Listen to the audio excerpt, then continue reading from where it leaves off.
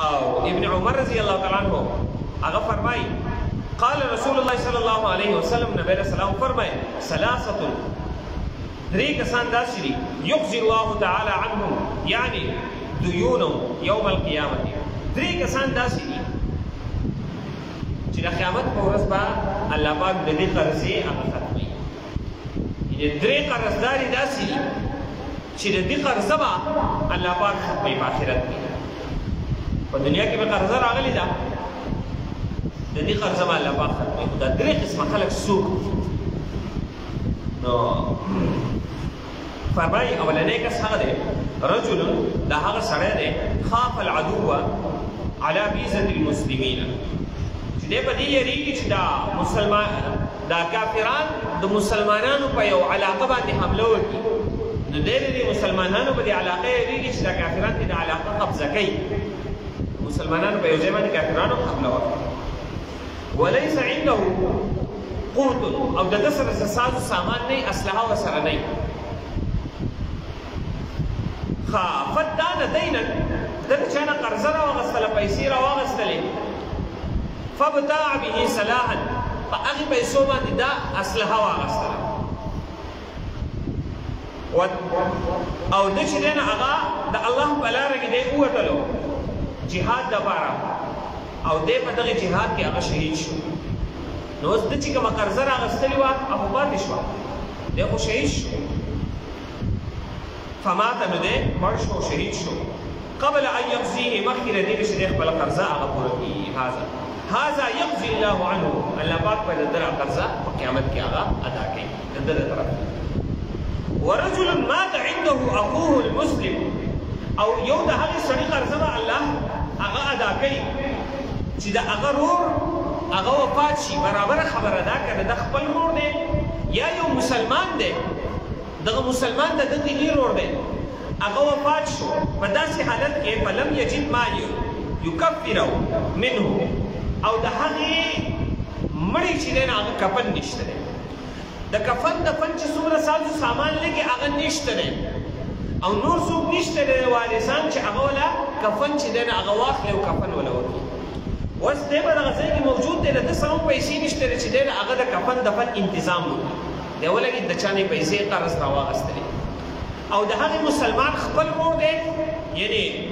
د ده سره د وینې رشته ده یا دغه چې دی نه هغه دیني رور دی یعنې مسلمان دی او ده د هغه لپاره قرضه راواغستله او د هغه کفن دفن یې کوو اوس دلته دومره موخه میلاو نه شوه چې دی دومره پیسې هغه وګټي چې دی د هغه قرضه ادا کړي او د هغې قرضې ادا کولو نه مخکې چې دی نه هغه ته مرګ راغلی د قیامت په ورځ به دغه قرضه د ده له طرف نه الله ادا کوي دریم ورجل خاف على نفسه العنت دریم هغه سړی دی چې هغه یېرېږي په دې باندې که بالفرض زه نکاح ونه کړم نو زما نه به ګناه وشي ګناه مطلب دا دی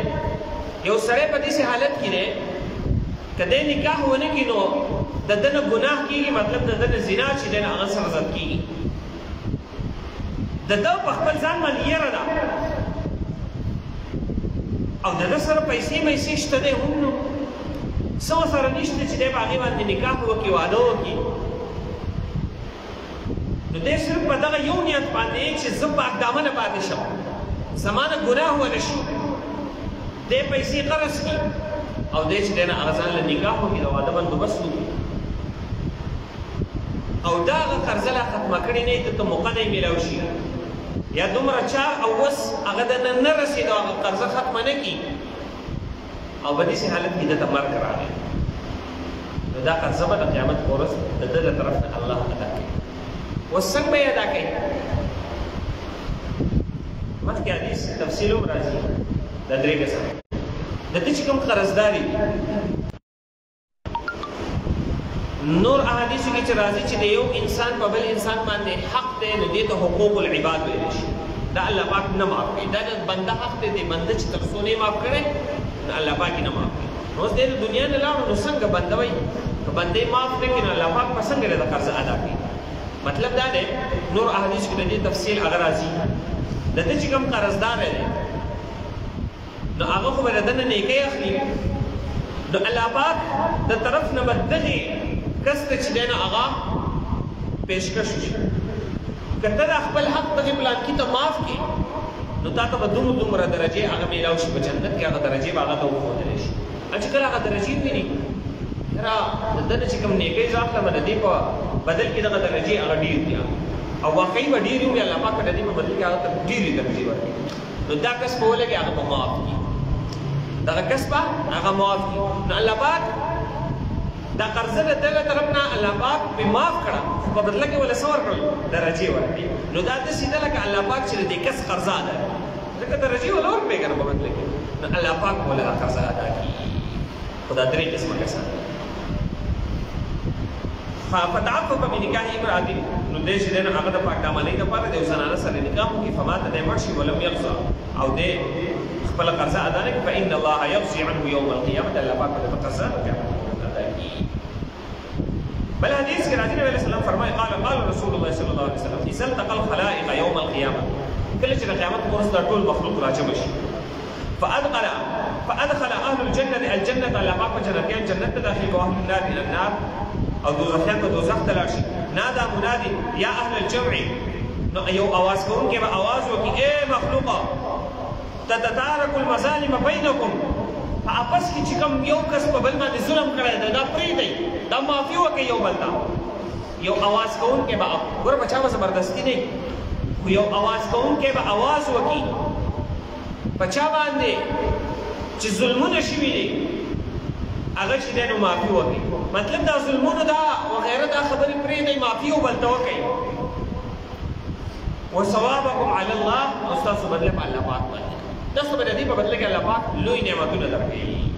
هغه به صحیح یدخلهم الجنة عرفها لهم جنت ته به یې داخل کړي او په جنت کې به داسې درجې وي یبین لهم منازلهم فی الجنة دې ته به د دې هغه منزلونه کورونه بنګلې په جنت کې هغه وښودلی شي د دغې معافۍ په بدله کې حتی یهتدوا الی مساکنهم من غیر استدلال. ګوره داسې کورونه به چې دوی به خپل کور ته بغیر د یو ښودونکي کس نه هغه روان شي. دوی به هغه کورونو طرف ته روان شي. ګوره چا به ورته ویلي نه چې ګوره دغه ستا کور دی خو دی به داسې وي لکه دی به وایي دا زما کور دی. په دنیا کې ګوره اوس چې موږ داسې نه بهر ته وځو هر سړی خپل کور طرف ته روان شي. داسې نه چې هلکه زه روان شوم زما نه خو کور هېر شو زما کور داسې دی او زه داسې راوړم. داسې نه که نه په دنیا کې هر سړي د خپل کور په یادو باندې یاد دی. دغه رنګې دې جنتیانو دا کور به د سره لیدلی نه او داسې به روان دي لکه دا چې د دې خپل کور وي. کأنهم سکان واقعي کې دا د دې اوسېدونکي دي پخواني داسې ورته روان شي موږ خلقو ته داسې به وي لکه داسې کله پیدا شوي دي دې به دې کور کې اوسېږي حالانکه دې به پکې اوسېدلي نه وي داسې به هغې کورونو سره عادت وي.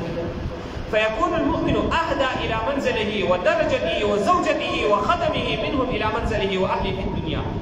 ويتدیبه به دې کورونو کې هغه بیبیانې هم وي خادمان به هم وي او دا کورونه دي وایي دا به د دې لپاره د دنیا د هغې کورونو د دنیا د بیبیانو د دنیا د خادمانو نه هغه زیات اشنا وي.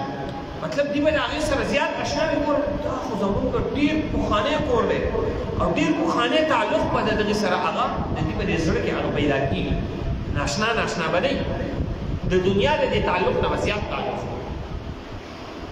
او بل حدیث کې نبی علیه السلام فرمایي والذي بعثني بالحق قسم دې په هغه ذات کوم ذات چې په حق سره رالیږلی ما انتم فی الدنیا باعرف تاسو په دنیا کې زیات نه پېژنئ بازواجکم خپلې بیبیانې مګر په جنت کې چې تاسو ته الله پاک کومې بیبیانې درکړي هغه به د دې بیبیانو نه زیات تاسو پېژنئ او د هغوی سره عادت یې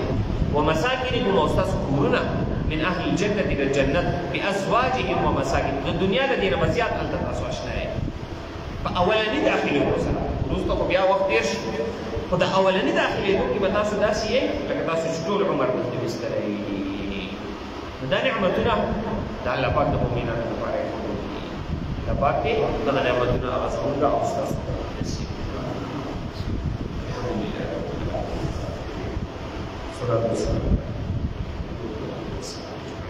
ربنا ظلمنا انفسنا